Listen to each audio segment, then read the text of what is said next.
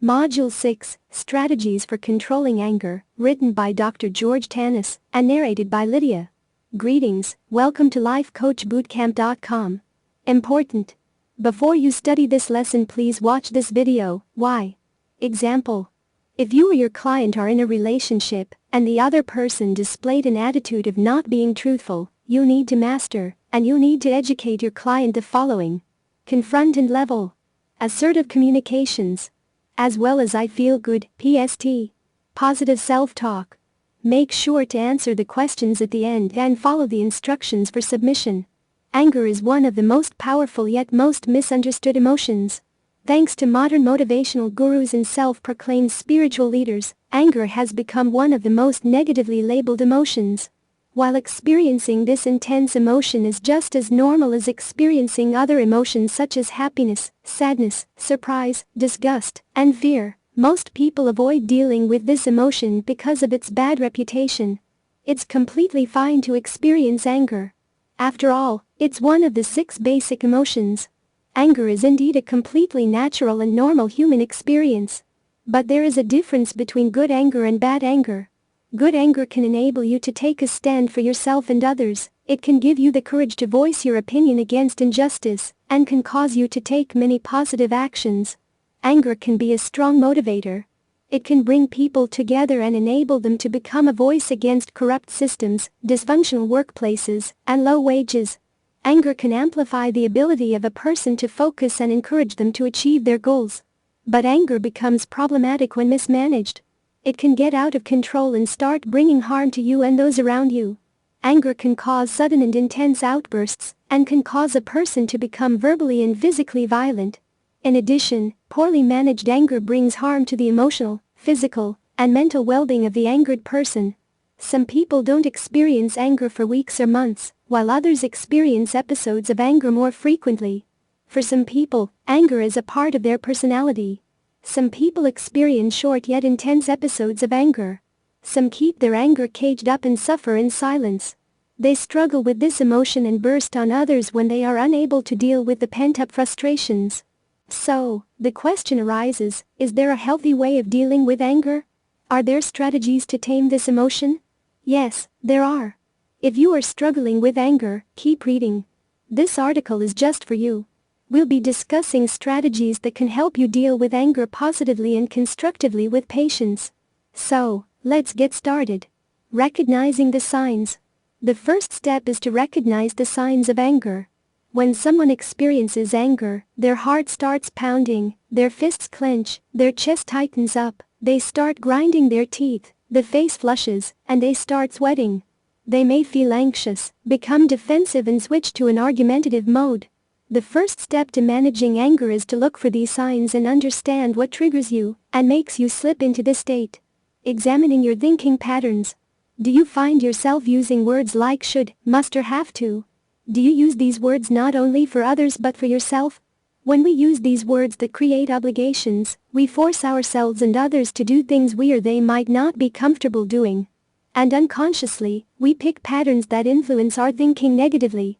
Hence, it becomes important to keep a check on our thinking patterns and examine them on a regular basis.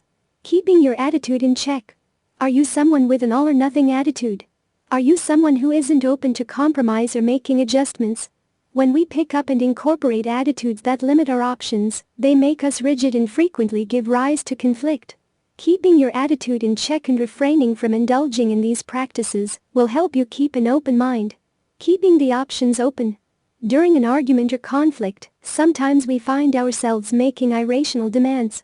We often limit the options for others, which not only further intensifies the conflict, but results in more aggression, as well as verbal and physical violence. When we keep an open mind and give flexible options to people, it helps settle conflicts constructively. Taking the time out. Sometimes, we get so immersed in a situation that we fail to see healthy alternatives. Our judgment gets clouded, and we make irrational or poor choices. Taking some time out from a situation not only helps you see other perspectives, but also helps you zoom out and calm down. Seeking compromise. When we are open to compromise, it helps us empathize with others. We become open to listening to the point of view of others, their perspective, and their attitudes. It helps us see the other side of the coin and helps us settle the argument in such a way that both parties benefit. Give your anger a language. Giving your anger a language does not mean indulging in verbal violence. It means instead of letting anger get the best of you, you express it verbally. Let yourself know what is actually bothering you, what is triggering you. Sometimes, when petty issues get piled up, they get us all worked up. They push our buttons. But when the episode of anger passes, it fills us with regret and guilt.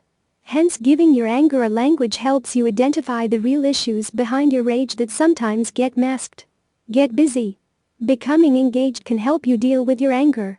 Taking up physical activities like kickboxing or martial arts can help you constructively channel your anger. Look for solutions. Last but not the least, becoming a solutions-oriented person helps you shift your perspective and solve issues.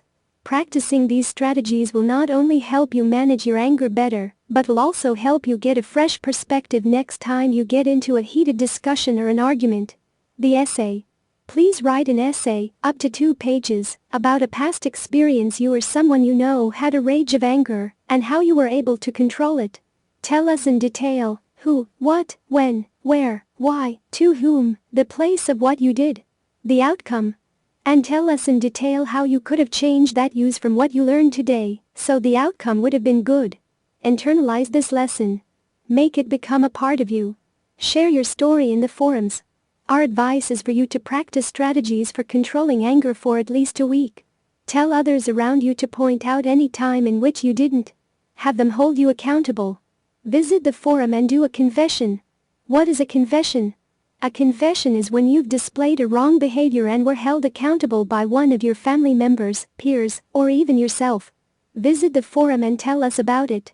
We will give you feedback. Make sure to watch the video about confession for more details. Furthermore, become a member of the forum and give feedback to others. Read the article? Time to introspect. How frequently do you experience anger? Why? What presses your buttons? How do you recognize the signs of anger? What physical changes do you experience? Do you create obligations for yourself and others? Does it lead to anger? How comfortable do you feel when you have to compromise to settle any issue? Do you prefer looking for solutions, or do you leave the issue unresolved? How do you think finding solutions can help you with anger management? There is no way any relationship will survive without having the qualities mentioned above. Make sure to read each article carefully at least 3 times. Print your workbook and answer all questions. Once you have completed this entire journey, you will be issued a life coach certificate, so long as you've been a member of the forums. Also, follow the instruction for sharing your story in our forums, as well as participating in our forums, especially our unique Confessions forum, so you may gain practice, knowledge, experience, and expertise. I am thankful that you have given me this opportunity to share all of this with you. May God bless you and bring prosperity and peace into your life. Respectfully yours, George Tanis, Ph.